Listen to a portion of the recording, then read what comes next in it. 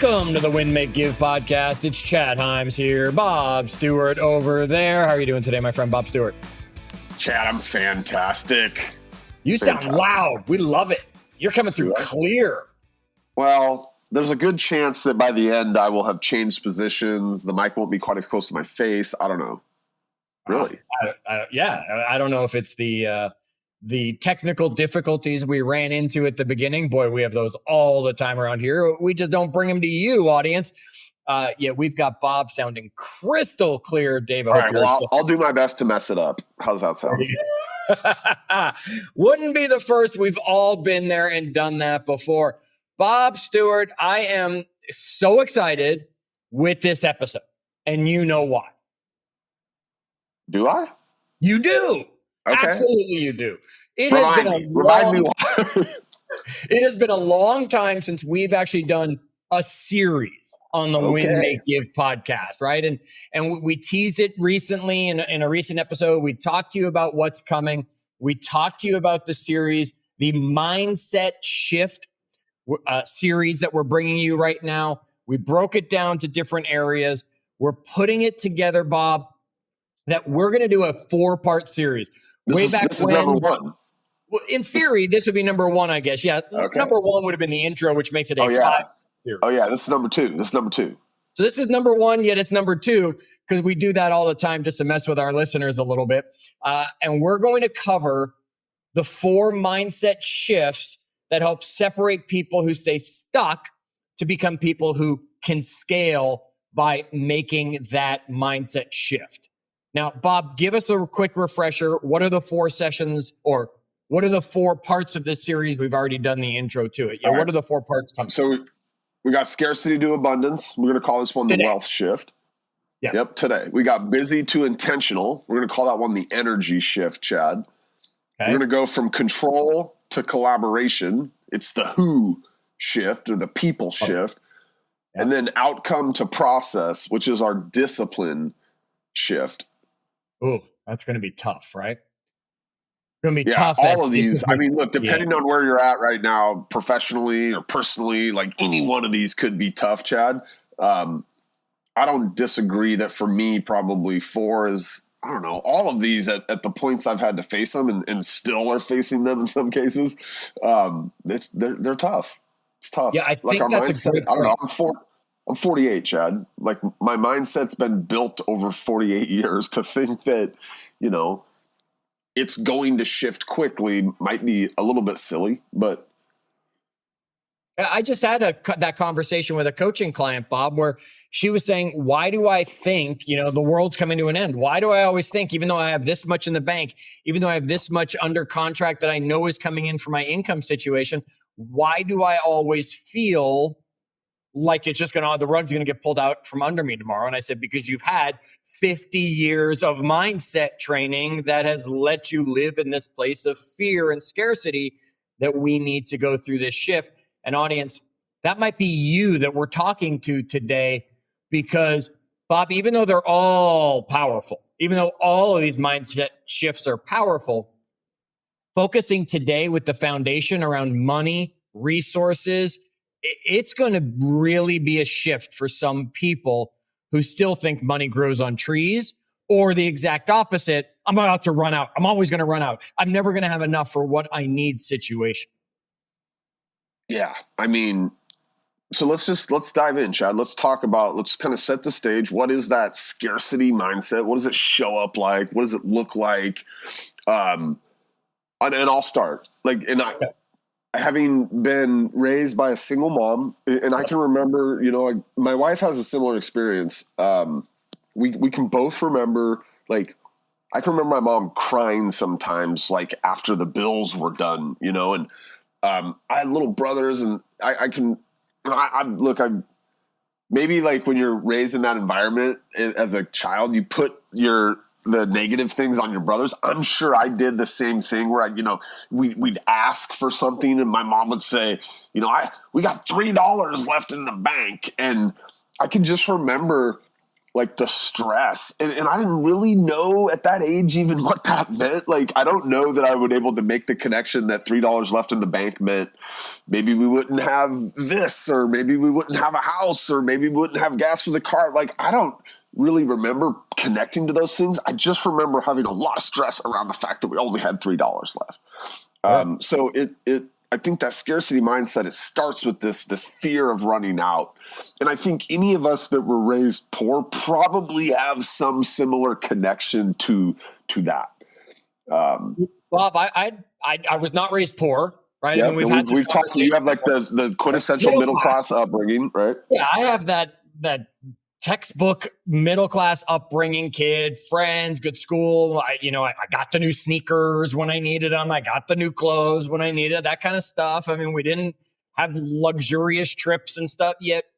There was never a question of we're out of money. It came along later in life for me. And I remember having that scarcity mindset for quite a while. It was that market shift that happened in 07, 08, depending where you were in the country. Up till that point, Bob, I just thought it would never stop. And then all of a sudden it was just, wait, it's not coming in anymore. Now there's the fear of running out. I remember tossing and turning at night. I remember putting my daughter to bed and then going and having a moment, being a single parent at that time, of how am I going to make sure she has what she needs. I remember, Bob, getting in the worst emotional relationship with somebody that I was ever in.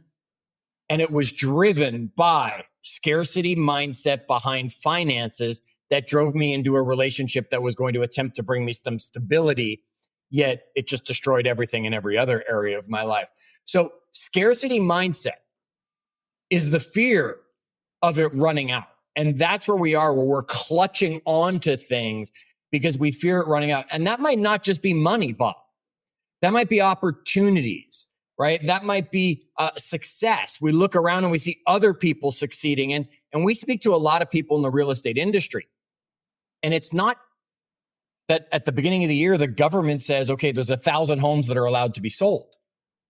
We can all have success. Whatever we determine success as, we can all have results, Bob. I think, there's not a limit to it. No question.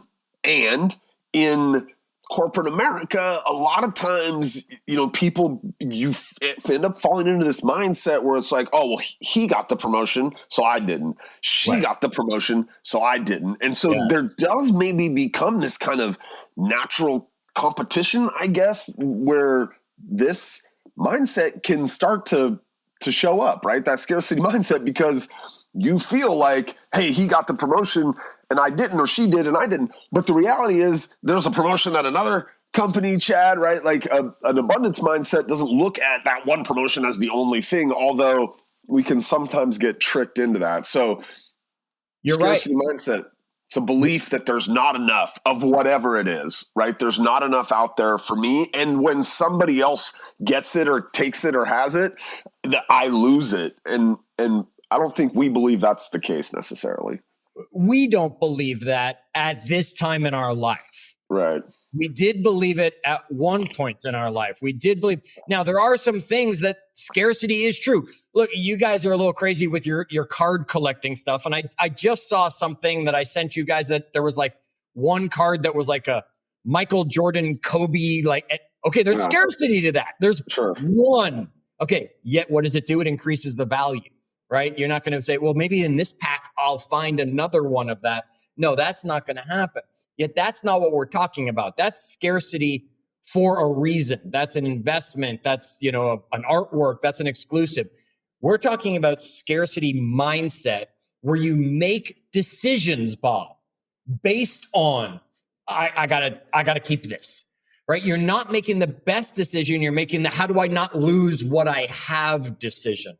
Have you ever found yourself in that situation of I didn't take an opportunity or I didn't make a choice because I was holding on to this stuff too much because I didn't want a chance dropping it? Yeah, I mean, look, I used to, my first business partner and I used to have a lot of battles around this. And he was raised totally opposite of me in that his in his family, they would have these boom and bust cycles. His dad was a home builder. They'd be lots of money and then boom, bust, right? And then they'd have lots of money. And so for him, he'd seen money come and go, right? Like lots of it come and lots of it go and lots of it come. And so he just always believed like there was more to be had out there. Like that was the mindset he had. And so we would have these battles around like spending on promotion and advertising and things like that. And I'm like, dude, well, like we only got so much in the bank, like how are we going to pay the rent next month? And he'd be like, no, we got to spend it because that'll bring in some more revenue. And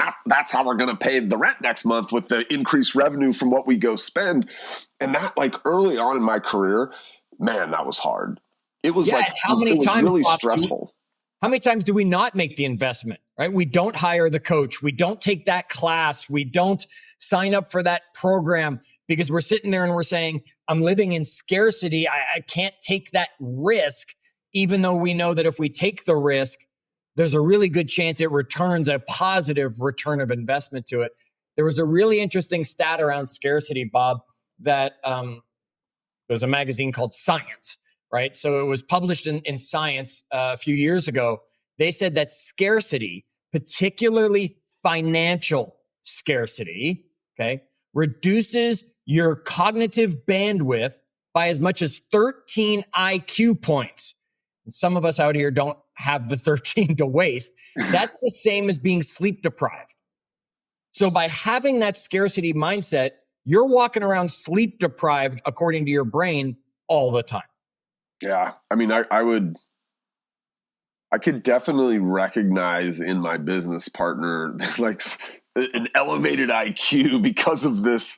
I don't know, like it's kind of funny to say it that way, but he just was able to think in a little bit different manner because he wasn't worried about the money running out. Right. And the reality was at the end of the day, because he'd been there and he was like, if it does, we'll figure it out. Right. And that's just, it's a nice place to be. It took me a long time. He had over his 48 years, as you said, and the mindset you had over your 48 years, even though this was like 20 years ago. And it becomes our mindset. That's why we're talking about these shifts. So let's flip to the other side then, Chad. Let's talk about, and Jonathan was such a good, like, as I look at some of the things that were, that we want to bring up, like he definitely had a belief in growth. He was extra creative because he had the freedom. So he had an abundance mindset. Yeah. He was like resourceful, right? He believed that investments led to growth. And these are things that, as a kid growing up whose mom had $3 in the bank, I never heard of an investment. I didn't know what compound interest was, right? Like, so you come from a different, your mind comes from a different place. Yes. And people who think from an abundance mindset, not a scarcity mindset, right? They think in terms of multiplication, not subtraction, right? Scarcity, you're thinking about, it's taking away from me. It's taking away from me if I make that investment, if I take that chance, if I spend that money, if I give of that time, whatever it is. People with an abundance mindset, Bob, think of it as a multiplication. Well, if I spend these 2, I can get 10. If I spend that 15 minutes with that there, it's going to return this, even though I might not see it as a monetary in this situation. Yet leaders with abundance mindset will think multiplication, not subtraction, folks. And multiplication is going to bring you growth at an exponential level. One of the things that I didn't even realize back then was a result of my business partner's mindset was he was totally into, and this would become a theme throughout my career, partnership. Like he was more than willing to partner up on something with somebody, Chad, because he knew that like we were going to build something bigger and better together. And it was okay. There was plenty to go around at that point. And, obviously, that later on, this would be the theme of most of our business ventures, right? Is partnership. And I don't know that you or me have done anything in our lives that didn't involve some partner, right, along the way. But a lot of times, like, if there's not enough to go around, you don't want to partner on that thing because I don't want to share what, the pie that I got because it's not big enough. That's a great point, Bob, right? Sharing, partnering, giving without any guarantee of return is someone with an abundance mindset. We've talked about it in episodes in the past where Ben and I built IMSD Yeah. together, right? That I was was just Ben. thinking that. That's the next place I wanted to go. That's such a great example of like an abundance mindset, Chad. He gave away all of his success online and said, okay, Chad, let's teach this to everybody. And we taught it to everybody that wanted to learn. Ben wasn't looking for a return on it. Did he get one? Sure, he got a reputation. Sure, he learned new skills because he had to stay ahead. Sure, there was income because we ended up selling the program. Yet that wasn't what drove the program. The program was just give because we want to raise the tide so that all the ships go up. We also, I mean, I think you guys also believed at that point, like, if everybody else was doing what you're doing, now you got to go do something better, right? You got to do it better. And that just goes back to that idea of like resourcefulness or creativity, right? Like having that mindset kind of naturally leads you to these places where you're constantly reinvesting, you're constantly growing, you're constantly getting creative to figure out how you're going to tweak or make that thing better. Okay. So we've looked at both sides of it. Scarcity mindset, abundance mindset. Audience, before we even go farther, before we dive any more into this, which are you naturally? Right? Are you naturally a scarcity mindset person? Are you naturally an abundance mindset person? Now, we're specifically talking the wealth shift right now, and we are talking money. Yeah, we're not getting specific into money, as you can see, because so much more falls into that scarcity and that abundance mindset other than just dollars and cents when it comes to it. Which one are you as we move forward through this? Keep that in mind, because if it's scarcity, that's okay. We're here to help you with that mindset shift, Bob. Let's keep going. Let's talk a little bit about like where do we see this? Like, what are some real world examples, Chad? We've been kind of threading a few of them here loosely, but and I want to start with one, and I say this all the time, and I think at one point I remember very early in my career I was a mortgage. I did mortgage like the first kind of professional career that I had, Chad, and I was this person for a period of time. Then I think about the guy or gal that likes to hoard all the leads, Chad. They want to make sure that there's enough people for them to call to make sure that they're going to get a paycheck or be able to eat. And we see it all the time, right? And these are mine, and they won't give them up. But here's the reality. And I talk about this all the time. If I'm hoarding them, right, and I'm not taking full advantage of those things I'm hoarding because I think there's not enough of them. It generally what the case would be is opportunities get lost because of me hoarding them. And I think, well, yeah, but a scarcity mindset says, yeah, but I got them all. Like, yeah, it doesn't matter. Like, I got as much as I could get. But here's the thing: if I'm losing those opportunities for somebody else, other people on my team potentially, right? The team itself is losing that revenue to reinvest back in the business, Chad. If I'd have just given up half of that stuff, let somebody else go and close it, as it were, there's more of those opportunities down the road. But if I hold on to it and nobody closes it, those later opportunities don't materialize, right? We don't have the money to reinvest back in more of those same leads that I'm sitting on hoarding. So, I mean, this is super duper common, and it's in some ways it's almost crazy behavior. Like I don't know what other way to describe it, but it's a mindset that comes from this idea that there's not more to be had. It's really dangerous to your business. That's a great point, right? Can you think of a time, Bob, when specifically financially, since we're talking the wealth shift here, can you think of a time when you operated from scarcity? I know there was a time I operated from scarcity where I was tight on funds. So I had that scarcity mindset about money and missed opportunities, right? I missed classes that people were going to that I was like, I don't have the money to pay the money for it. I couldn't go on that experience that people went. Heck, I went and I ate the peanut butter and jelly sandwich that I had made from home instead of going out to the meal with people because I had to hoard all my money because I had a scarcity mindset at a certain point in my life. And I can think of opportunities and relationships that were not nurtured and developed because I had a scarcity mindset. Can you think of a specific time financially? Yeah.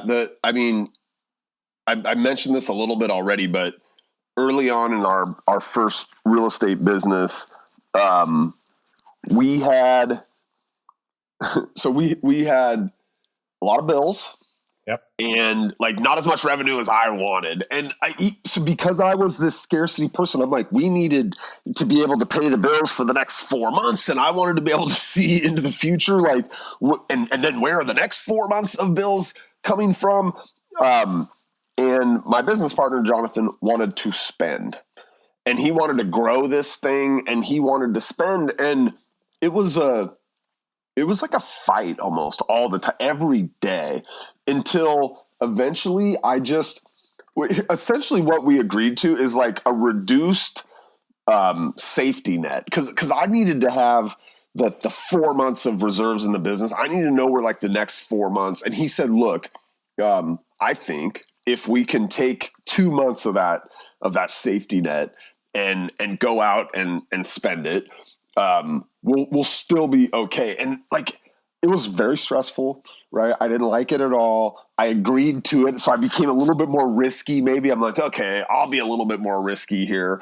And, the funny thing is that was a couple months we ran there, but he wanted to press it even further. And by that point, I'd gotten comfortable enough that I was seeing the returns on the investment, where I was actually at one point, we even brought it down to where like we were only sitting on a month's worth of cash to pay, right? Because I'd gotten a little bit more comfortable at 2 months. I'm like, all right, we can do this. I'm seeing the investments work and come back to us. And I mean, I think that point in my career is where I really started to kind of shift my mindset. But it was months of us battling and me being like, look, you're not the one that has to sit here and look at what the upcoming bills are and actually write the check for them. Like, you're not carrying that stress. You're out on the other side spending the money so it was, yeah, man, it created a lot of consternation. And I think, look, we were young and we didn't really, I don't know that he had any other options of anybody else to go partner with. I mean, I guess he probably could have found somebody, right? But so we were kind of figuring it out together. But his abundance mindset where he was like, look, even if we lose it all, we'll be fine. And I think Ben's has that at the very core of the abundance mindset to me is this idea that even if I had nothing, I would be okay. Yep. Ben has that. I remember being in New Orleans with Ben Kinney. We were at NAR, I think. I'm really sure we were at NAR in New Orleans. And he got a phone call and he stepped away. And he came back to me and he said, he owned the Bellingham Keller Williams office at that time. And he said, okay, we just took over, I don't remember which one it was. It was down Oak Harbor or something. Yeah, it was Skagit. Yeah, he said, we just took over such and such. I said, we just did what? Right. And he said, I haven't figured out how I'm going to make it happen. The opportunity presented itself. I'm going to make it happen. It was the abundance mindset that he said, okay, an opportunity's been presented in front of me. I can make this happen. And he did, right? And then he grew it and he grew it and he grew it for those opportunities. You were in a situation, Bob, we all followed your story, however long ago it was now, where you guys were buying your property up on the water there and you turned it into an Airbnb for you. That was abundant mindset time to say, okay, let's make an investment. And it's worked out, right? It sounds like you guys are covering the cost and making some money on it, making some memories with your kids there, right? It's definitely worked out. Folks, I want you to think about, just as easy as it is to say, well, I do live in scarcity, you probably have an abundant mindset moment. Go find it, because it's going to help you move forward to be able to say, what did I feel like then? What were the decisions I made then? What can I do to replicate that and live in an abundance mindset situation? I think about other times back, Chad, when we were building some of our businesses, that there were there were times where we should have probably tightened our belt, but instead we just literally manufactured revenue. Sure. Like it was of necessity because we had an abundance mindset. Like we, like we literally just manufactured products out of thin air, I guess you would say. I don't know. That's maybe a weird way to say it, but where no revenue existed, we would go find revenue. And Sure. it was because, and it wasn't me leading this charge. It was my business partner who had this abundance mindset, who was like, what if we, because again, that living in that mindset, he was resourceful, he was creative, he was always kind of thinking about the next way to go and make money. And I came from a place of like, what money do we have, and how do we how do we make sure we don't lose it all? And I don't know, it was a really good kind of balance, and I'm glad that he kind of persuaded me over to the light side, as it were. Bob, let me give this as we get to helping our audience make this shift. Okay. If you have a scarcity mindset, you're often making short-term thinking decisions, right? You're looking at today when you have a scarcity mindset, specifically a financial, a wealth one. You're sitting there and saying, today, what can I do? What decisions can I make? Can't I make? Because you're living in scarcity. You're missing partnerships. You're missing opportunities. You're burning out. You're losing 13 points of IQ, and some of us can't afford that, right? As we talked already. If you can flip your mindset and live with an abundance mindset, specifically in finances, definitely in all areas, now you're making longer term plans. Now you're not sitting there going, I live paycheck to paycheck, as we know such a large percentage of the population does. You're sitting there and you're saying, okay, I can start looking ahead. I can start putting money aside into this IRA, knowing that I'm going to want to retire at some time. You can start coming up with other long-term plans. I'm going to save money for that investment, for that travel, for those experiences. You'll also have a higher risk tolerance if you have the abundance mindset, because even when it doesn't work out, you'll just find the next opportunity that will. Okay. So we want you to understand that shift. What is scarcity mindset versus abundance mindset for you, Bob? How do we go about doing it though? What are some of the ways we can start shifting our mindset? I think I love starting with like the questions that I ask myself, Chad, or the way that I speak to myself. Like things like, instead of asking myself like, what can I afford to give? Maybe it's, what can I afford not to give? Right? What can I afford not to give? Like time, I think, is a really easy one with this. I don't want to miss this time with my kids, so I can't that time I have to give, and I'll find other places to take it from, Chad, to make sure that with time and my family, I always want to have an abundance mindset there. So I start changing the way, like maybe instead of how do I get this done faster, right? Because somebody with a scarcity mindset, that all they think about is how they're going to do it, what it's going to look like, but maybe it's, who could I do this with? Who could I do this with faster? Who already has the answer that I could partner with or emulate or ask for help from, right? I've my partners, Ben, John, over the years that have that abundance mind, more than willing to ask for help from other people, right? Yes. More than willing to go and kind of lean in there. I don't know, where do you start to shift that mindset? Like how did it work for you? I started paying attention. You said the questions. I say just some of the words, right? When did I say I can't?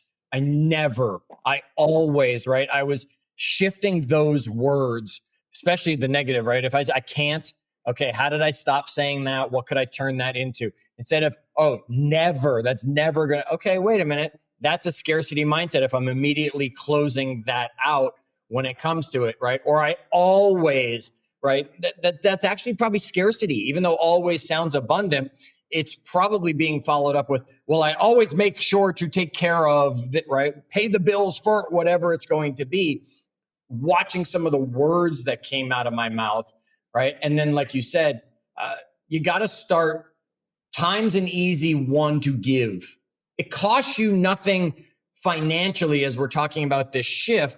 I can find 15 minutes. Okay, maybe I have to give up 15 minutes of doom scrolling on my phone. Maybe I have to give up 15 minutes where I did nothing. Maybe I have to give up something. Yet overall, Bob, I can give that. Can I start giving knowledge to people? Can I start giving praise, recognition to people? Now it starts to show I'm an abundance mindset. If I'm saying, Bob, you're an amazing podcast host, right? Now I'm giving, I'm recognizing, I'm praising you. Doesn't mean I'm not. Yeah. Right? It's me finally starting to get my mindset to understand, wait, I could be a good podcast host. Bob, you're also a good podcast host, right? So now there starts to open that mindset. So it's changing the words that you're speaking and pay attention to your language. And as Bob said, some of your questions, what can we do to flip those questions to become a little more abundant? I'll just state this because I've been alluding to it the entire time. I think that one of the best ways you can begin to shift your that wealth mindset is who you surround yourself with. Absolutely. Right?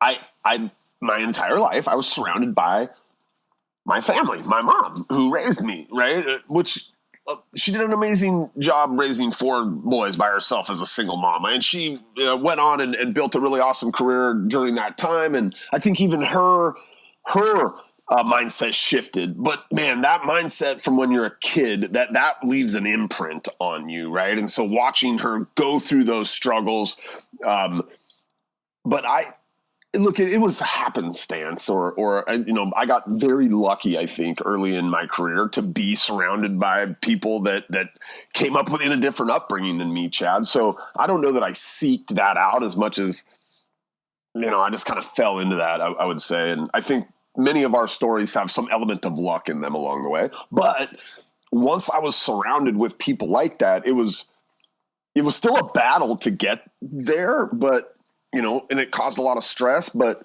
being surrounded by people that have an abundance mindset, they're either going to, get away from you part ways, or you're going to start to make that shift. So I think that is one of the key things you can do. That's the point I was waiting for you to make right there, right? If you didn't start shifting towards an abundant mindset, you can be sure Jonathan wouldn't have kept you around as the partner. Yeah. And you never would have ended up in Ben's world. And if you didn't keep growing and on the abundant side of it, you wouldn't have stuck around, at least in the position you are. You would have just been some employee at the company over there who we call on every now and then. And it's interesting because you talk about your mom. Doesn't mean she wasn't a good mother, folks. She just had a scarcity mindset financially. She might have had an abundant mindset in love, right? And all that kind of stuff. I had the first real estate team I joined, they had an abundance mindset. You wanted to write a letter to your client. They had cards there. They had stamps there. They paid for all that. The next team I went to, they had a scarcity mindset about money. I mean, they made more. Yet their mindset was, no, we're not paying for that kind of stuff, right? There's no value to it. We're keeping that here. You take care of it. You're reminding me that there was actually a transition to where I was maybe even more prepared. My mom, later in my upbringing, made very good money, and she was very generous with it. And so maybe one of the first kind of shifts in the mindset that I did see was my mother being generous with the money that she was making later in, when I was in high school, for example, or into college, Chad, and she would, she'd buy basketball shoes for kids on my brother's basketball teams that couldn't afford it. So I did start to see, like, once she was making money, I did start to kind of observe that generosity from her. And it probably softened me a little bit to be open to, that stress and the partnership and the creativity and all of those things that I would end up, kind of partnered with in a person like Jonathan, a few years later. Okay, guys, we want you to take a moment when the episode comes to an end. Don't give up on us yet. We want you to take a moment and we want you to stop and think about, where is scarcity showing up in your financial life right now? Don't worry about the other areas we've talked about. Don't worry about the relationships. Don't worry about the time. Don't worry about the opportunities. Focus right now just on the financial area. Where is scarcity showing up? Now, once you've gone through that, you can come back and you could say, okay, where's scarcity showing up in my relationships, or where's scarcity showing up in time? You focus on that finance for yourself right now, and then say to yourself, well, what's one thing that I can do this week to practice abundance in that area, right? Maybe it is over tip that server. Maybe it is make a donation to some organization that matters to you and give away a little bit of that money. Bob, I'm playing pickleball now, right? Someone came up to me and they said to me, Chad, will you be my partner in this pickleball tournament that I want to enter? And I said, first thing I said was, no, I don't think I can do it.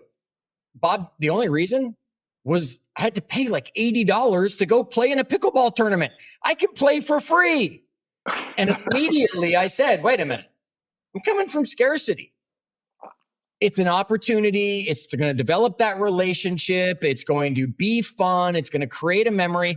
Absolutely. Now I can shift my focus to abundance and say, what's $80 to make an investment? Even though, yes, I could go to my own court here and play all day long for free instead of getting my butt kicked at a tournament. Folks, think about something you can do in that situation.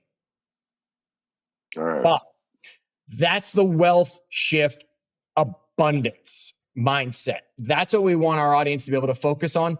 Next episode that we're going to continue in this series, Dave might drop a few episodes in between, yet the next episode we're going to continue in this series, the energy shift. And we're going to help you go from busy to intentional so that the results in your life change. Anything you want to say to close it out? I will close it out with this. If you're really, really serious about, making that shift in your mindset around money, I would encourage you to go check out the Wealth series, winmakegive.com/wealth. Many of the folks listening probably took it. Maybe you go take it again. If you're really extra serious, right? If you're a newer listener around here and you've never heard of the Wealth series, go listen to it, check it out. There's a bunch of resources in there. It's a very kind of systematic way to think about changing your mindset around money specifically, Chad, the Wealth series. Yes. And we give them the tools on how to go about changing that mindset there that we weren't getting into here. It's dramatically changed my life, and it's been a roadmap to help my wife come into more abundant thinking for herself, right? And was a big part of helping kind of get her on board with our first investment property together, and ultimately, Chad, that's rolled into now she's investing in stocks, and so she's in the shift right now, and it's exciting to watch. And again, is she investing in baseball cards though, Bob? No, that's that's just my thing right now. All right, folks. Wayne Dwyer said, abundance is not something we acquire. It's something we tune into. And we hope you'll tune in to the next episode of the Win, Make, Give podcast. Until then, do good.